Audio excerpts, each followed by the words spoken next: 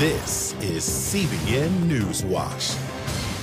And thank you so much for joining us on this Tuesday, September 2nd, 2021. I'm Ephraim Graham. Ahead today, the Supreme Court, by a narrow vote of 5-4, leaving in place the new Texas ban on abortions after a fetal heartbeat is detected. We're going to take a look at the law, and we'll have a report on what pro-lifers believe could happen if the Supreme Court does eventually overturn Roe v. Wade. As COVID-19 spreads among children, the debate over requiring students to wear masks versus parents' rights. And all those letters to God that are mailed to Jerusalem, exactly what happens to them? We're going to bring you the answer to that question. All those stories and more are ahead in today's edition of CBN NewsWatch. We want to begin this half hour with the latest development in the national battle over abortion as the U.S. Supreme Court votes 5-4 to allow the new Texas law banning most abortions to remain in place. The close vote denied an emergency appeal from abortion providers and others to block the law. Chief Justice John Roberts joined the court's 3 liberals. It went into effect yesterday, as we reported right here on NewsWatch. But other challenges may still be brought against the law, which is the strictest in the United States. CBN's Brody Carter tells us more about the law. Statistics show there could be as many as 3,000 abortions in the U.S. each day. And while this heartbeat bill is expected to trim that number in Texas, it's also reminding the country about life inside the womb. This extreme Texas law blatantly violates the constitutional right established under Roe v. Wade and upheld as precedent for nearly half a century. So as of today, babies in Texas are being saved. Aborting a baby with a heartbeat is now a crime in the state of Texas. What unimagined joy it is to see Roe crumbling in front of our very eyes. Senate Bill 8 makes it illegal to abort a baby once a heartbeat is detected, which can happen as early as 5 weeks into the pregnancy. What's key is this law won't be enforced by police. It'll be in the hands of private citizens. The abortion lobby is freaking out and, they're saying, you can put a bounty on someone's head if you take them to have an illegal abortion. But, the answer to that is, well, then don't take someone to have an illegal abortion. Alexis McGill Johnson, president of Planned Parenthood, said in a tweet their abortion clinics would remain open in Texas, promising to help Texans, quote, navigate this dangerous law. All of America's a little bit confused right now, even pro-lifers. Where is the court? But we know one thing, Roe is crumbling, and it's a really exciting time to be a pro-lifer. The Supreme Court already has a major pro-life case on its hands to be considered this fall. That's the Dobbs late abortion case. And when they're going to address the very question of whether bans on abortion before the point of viability are always unconstitutional or whether there are exceptions there. However, this becomes the law of the land in Texas and is expected to save the lives of 150 babies each day. I worked at Planned Parenthood for 8 years as a clinic director. I saw a 13-week-old baby fight and struggle for his life against the abortion instruments. And I knew then that there was life in the womb, there was humanity in the womb. And if those two things were true, then I knew that I was on the wrong side of this debate. Brody Carter, CBN News. The effects of former Hurricane Ida being felt today in the Northeast as remnants of the powerful storm brought multiple tornadoes and historic flooding. At least 9 people are confirmed dead as of this morning, and hundreds of thousands are without power. George Thomas has that story. Relentless rain from the remnants of Hurricane Ida sent New York City and parts of New Jersey into a state of emergency. The rainfall so intense that the National Weather Service in New York City declaring its first ever flash flood emergencies, as dramatic video showed roads and highways completely underwater. This was the scene at New York City's 28th Street as a cascade of water gushed into the train station. Passengers stunned as water poured all around. Not too far away, firefighters having to rescue this man from a car stuck in deep floodwaters. The scene in Bronx equally stunning. More than a dozen cars underwater on this highway. I was driving down and then I was taking my time and I see the car start floating, Central Park in New York City getting over 3 inches of rain in 1 hour. The National Weather Service says that made it the wettest hour in the city's record-keeping dating back to 1870. Some anxious moments for this tenant on East 22nd Street in Manhattan as floodwaters suddenly just appeared in her apartment. Moments later, a gush of water comes rushing in. At least 7 people died in the city Wednesday night. Some 280,000 people are without power. In New Jersey, more dramatic moments as this driver captures a tornado touchdown in Mullica Hill. Multiple tornadoes hit the areas, destroying several homes and businesses. Meanwhile, in Yuma, Louisiana, teams with Operation Blessing partnering with Life Church in that state's ongoing cleanup efforts after Ida came barreling through over the weekend. Operation Blessing delivering a truckload of water, tarps, and other disaster relief supplies to areas hardest hit by the hurricane. Cleanup teams on the ground are expecting to bring in a mobile kitchen, more generators, and other items in the days ahead. George Thomas, CBN News. Grace Community Church, pastored by John MacArthur, will be getting 2 financial settlements in their legal battle with the state of California and the city of Los Angeles over COVID-19 restrictions. The state and city will pay settlements of $400,000 each. The church continued holding indoor worship services despite government bans. MacArthur also refused to enforce mask and social distance guidelines for people inside the church. He argued such mandates violate freedom of religion protected by the Constitution. But Sunday, MacArthur said that COVID infections had spread through the congregation in the winter, and he and his wife got the virus in December. One of the impacts of the contagious Delta variant is how it is spreading rapidly among children. That is leading more school districts across the country to require students to wear masks. And what about the rights of parents, though? Medical reporter Lori Johnson takes us inside this debate. Millions of children are heading back to school. For many, it's the first time in over a year they're gathering in person, something medical experts say is much healthier for the kids than distance learning. Being in the school, it makes me feel this feeling, this very happy feeling. Educators worry, however, that in-person instruction will need to go virtual again due to widespread COVID-19 outbreaks. Pediatric cases continue to rise, with more than 204,000 reported last week, 300 kids a day being hospitalized. In South Carolina, Mystique Goodwin's daughter, Amari, is fighting for her life. I'm just glad right now because they did take her out for medically induced coma. We still have a long road to go. In an effort to minimize infections, many school districts are considering mask mandates, some getting considerable pushback from parents. Unmask our kids! No more masks! No more masks! Mask mandate arguments at school board meetings getting emotional, even physical at times. All of this on live television. Further illustrating the divide, a Gallup poll shows 48% of parents say all students should wear masks at school. 41% say no student should be required to do so, and 11% say masks should only be required for unvaccinated students. 9 governors have outlawed school mask mandates. 4 of them now face legal challenges. The other 5 face an education department investigation on whether outlawing those mandates discriminates against kids with compromised immune systems and other issues. We know the spread of COVID happens when masks are not being used. The CDC says based on recent data, school districts should require masks. But some, like the Heritage Foundation's Doug Badger, says that data is flawed, arguing the infection rate among kids in schools with mask mandates was not statistically significant compared with schools where mask use was optional. Dr. Chris Winter is one of a number of physicians who says wearing a mask at school is worth the effort. Is it going to prevent every bit of community spread of a Delta variant? Of course it's not. Nothing that we know of can.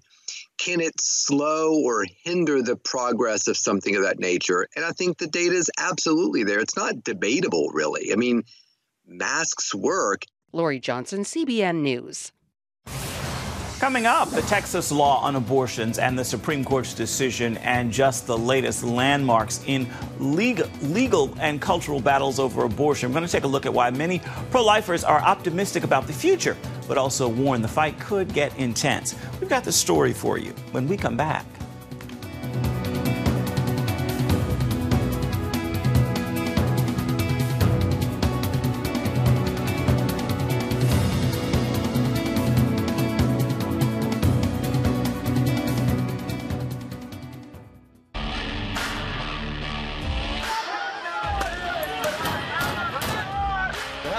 Before you marry is a bad idea. Don't tell me there's no such thing as gun violence. That just depends on your definition of when life begins. Watch Dan and Dale tackle trending topics that test your faith on the next Faith Wire. Monday night at 8:30 on the CBN News Channel. The Global Lane takes you around the world, providing facts over fiction. What might rising trade and geopolitical tensions mean for you on the home front? With over 45 years of experience, award-winning journalist Gary Lane brings you the truth from a global angle. What about the issue of immigration? World news analysis you won't see anywhere else. And it's all right here on the Global Lane. Thursday night at 8:30 on the CBN News Channel.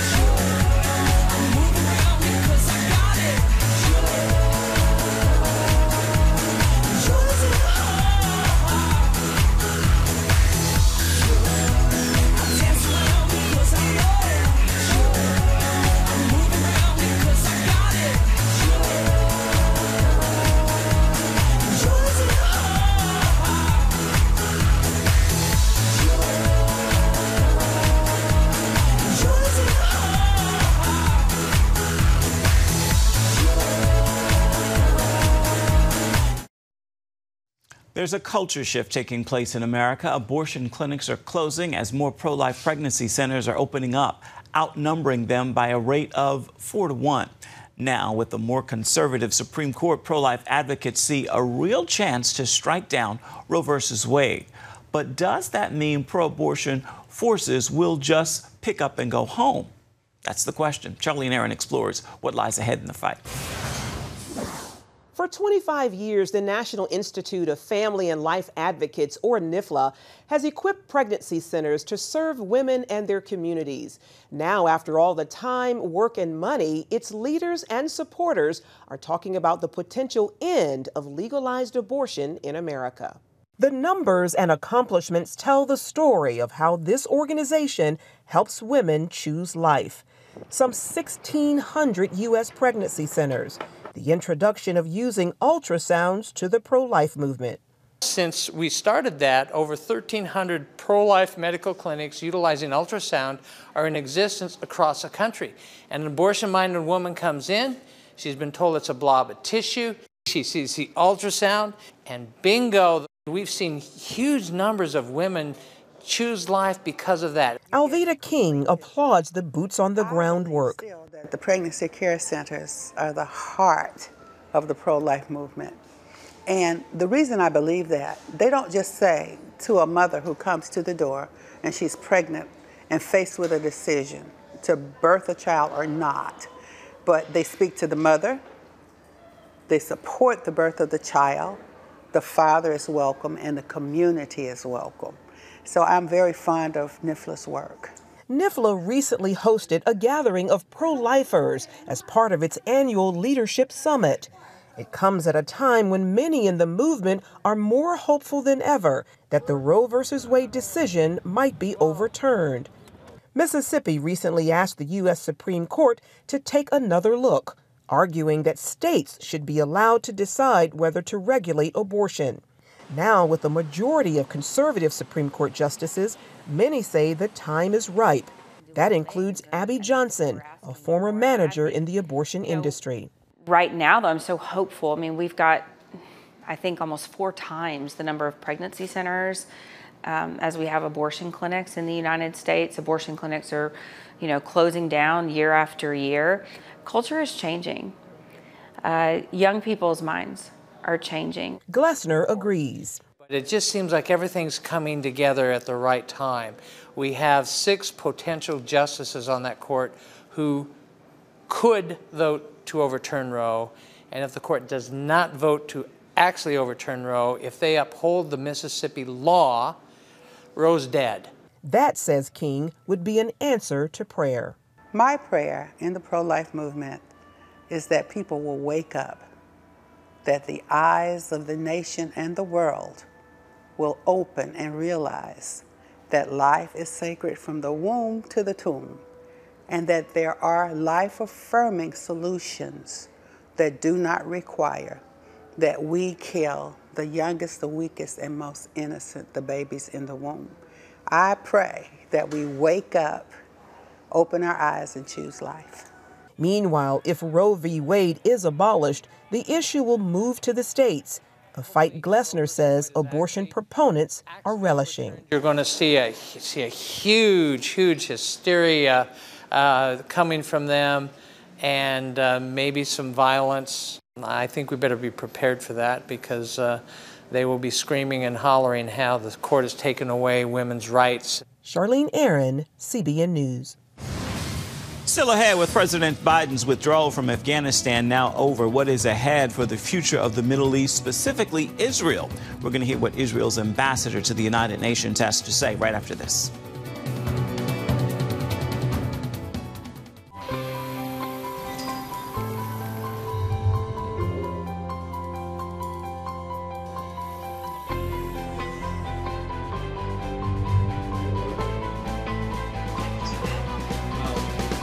I am Region's first ROTC graduate student.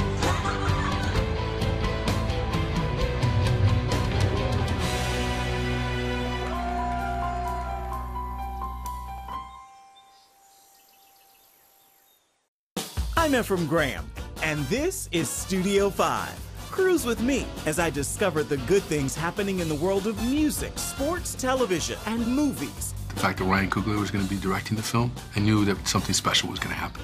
We'll chat with artists at the forefront of entertainment and explore the connection between popular culture and faith. I asked my pastor, I said, well, does that mean I'm supposed to be a preacher? He says, well, no, you already have a pulpit. Wednesday night at 8:30 on the CBN News Channel.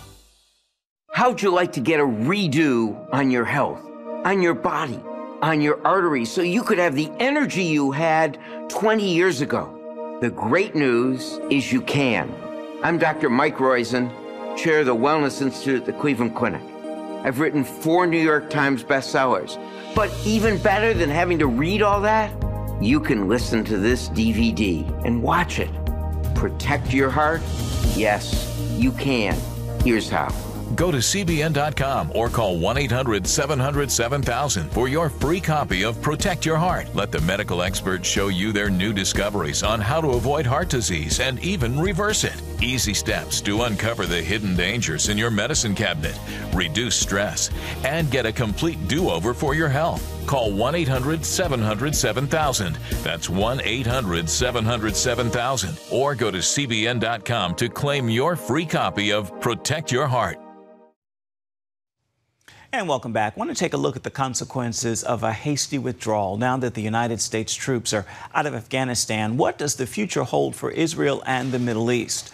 On this week's episode of The Global Lane, Israel's representative to the United Nations says Israel is strong when the United States is strong. And when the perception is that the U.S. is getting weaker, we are weaker. Those pictures that we saw coming from Kabul are actually giving more strength to the radicals in Lebanon, to the radicals in Gaza, and to the radicals in Tehran. And I think the question is whether the new administration will now continue to negotiate with Tehran and will try to re-enter the agreement with Iran all over again. And many other Islamic terrorist groups see that the most powerful military in the world was defeated and embarrassed by the enemy they fought against for 20 years. The Taliban's now in control. So How about the terrorist group on Israel's northern border? Let's talk about Hezbollah first. Do you expect them to make a move, or are they too weak financially and politically to attack Israel right now? So the issue is the perception of strength and power. You know, I served as Deputy Minister of Defense, and I learned that it's not about the real strength you have, about the number of tanks or submarines. It's about the perception. And I think today the perception that the U.S. is weaker, and those people sitting in Beirut, the heads of Hezbollah, they know that we will retaliate, we will attack them, and I think they know it very seriously, so they will think twice before challenging the IDF. And also politically, they know that the people in Lebanon will blame them for the consequences. So I don't know what will happen, and also you have to understand that the people in Hezbollah in Beirut don't decide. They get orders from Tehran, so the radicals in Tehran will decide when the next conflict will be here in the north. Well, that's the big concern, is it not? What Iran is going to do. And I know your Prime Minister, Naftali Bennett, recently met with President Biden at the White House, and Biden said he will not allow Iran to possess a nuclear weapon on his watch. But how can Israel trust his word on that, given that many of America's allies feel abandoned? They feel let down by the hasty withdrawal from Afghanistan. Can you depend on his word? We have to trust ourselves. History have taught us that we have to be the ones securing our future and our well-being. And I think we have a reason to worry, because the new administration actually acknowledged that they are willing, they are eager to sign a deal with the administration in Tehran. I don't know why, but now the only reason that we don't have agreement is because the leadership in Tehran are not willing to negotiate with the U.S.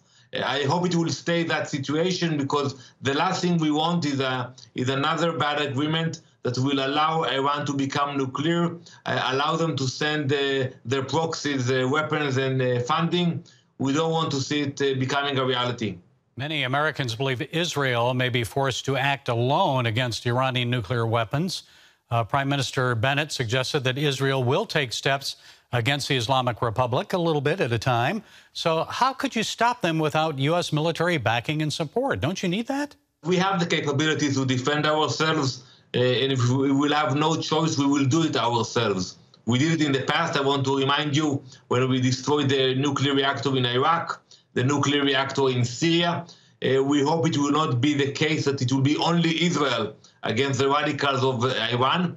But if nothing will stop them, we will be there to stop them.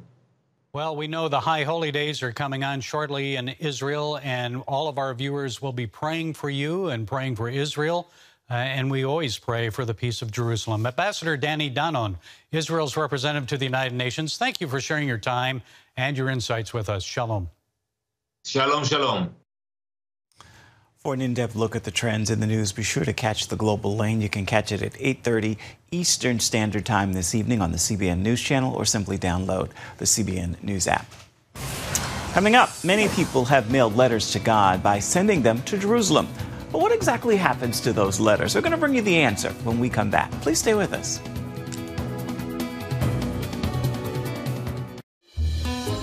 Daddy? Yeah, buddy? How many nickels are in a dollar? There are 20 nickels in a dollar. How do birds fly? Does milk really make my bones stronger? Yeah. Daddy, when we die, will we go to heaven? Do you have the answer to life's biggest question? Call the 700 Club. We'll help you find answers to the important questions life brings your way. Watch breaking news, in-depth exclusive stories and programs, from health to entertainment, you won't find anywhere else. The CBN News Channel, a perspective you can trust. Enjoy credible news reporting from around the world. Discover inspiring programs and stories of hope, all in one place from a Christian perspective. The CBN News Channel, a perspective you can trust. To watch the CBN News Channel, download the app or visit cbnnewschannel.com. Hello, I'm Dr. David Perlmutter, board-certified neurologist and #1 New York Times bestselling author. Wouldn't it be great to boost your energy, eliminate brain fog, and even reverse brain disease? Well, you can, and I'm going to show you how along with some of the world's most well-respected brain experts, in this DVD, Protect Your Brain. Get Protect Your Brain, a free DVD only from the Christian Broadcasting Network, featuring experts on the cutting edge of neuroscience and brain health. No matter how many times you've failed in the past, you really can do this. In Protect Your Brain, you'll discover simple strategies to keep your brain young and healthy. Improve your memory. Discover the gut-brain connection. In Protect Your Brain, get your free copy at CBN.com or call 1-800-700-7000. If you want to improve the quality of your life, get the DVD Protect Your Brain and get it today. Your news channel. Your shows. The stories you care about. Anytime you want. Anywhere you want. Download the CBN News app today. You want to mail a letter to God. Exactly where do you send it? Jerusalem, of course. CBN Middle East correspondent shows us exactly what happens to those letters. Each year, hundreds of people worldwide address letters to God and send them to the Israel Post. We're keeping a tradition with the Postal Authority, with letters that people send to God. As part of an annual tradition, those letters were placed in the cracks of the Western Wall ahead of next week's Rosh Hashanah holiday. Here by the Western Wall, we know God says that my house will be called a house of prayer for all nations. Here is a place that prayers are raised from everyone. Western Wall Rabbi Shmuel Rabinovich says they ask God to hear and answer the prayers. Dear God, please end the corona pandemic and make my parents buy me a new iPhone and a JBL speaker, writes Aaron from Germany. Forgive me, my Father, I have been unable to repent. Please care for my late husband's soul and the living on earth, writes Sylvia from Ecuador. Dear God, please bring new friends into my life and tell my family to help me, because most of us do not talk to each other and I have no one to talk to, writes Anna, a single mom from Canada. Israel Post CEO Danny Goldstein says the Postal Authority is happy to help people who can't be here get their prayers to the wall. The post office used to bring bags of letters to the Western Wall. Now that people can send their requests by technology, it's not so much. But still, there was a 30% increase this year over last year, probably due to COVID. People usually come to pray at the Kotel, but now it's hard for them to get here, so they're sending more letters. Goldstein says the worldwide pandemic has led many to ask God for good health, healing, and a return to their normal routines. Julie Stahl, CBN News, the Western Wall, Jerusalem. Time now for your Thursday Thankful, so please join me in this prayer of gratitude. Father, I can't begin to number your blessings in my life, even in the toughest times. So I will just say thank you. Thank you for being God in the middle of it all. With that word of prayer, I encourage you to make today a thankful Thursday. That is a wrap for this edition of CBN NewsWatch. You can always find more of our news programs on the CBN News Channel at any time, as well as online at cbnnews.com. We'd love to know what you think about the stories you've seen here today. You can email us at the address right there at the bottom of your screen, newswatch@cbn.com. And of course, you can always reach out and touch us on Facebook, Twitter, and Instagram. We would love to hear from you. Again, I encourage you to make today a thankful Thursday. We'll see you here tomorrow.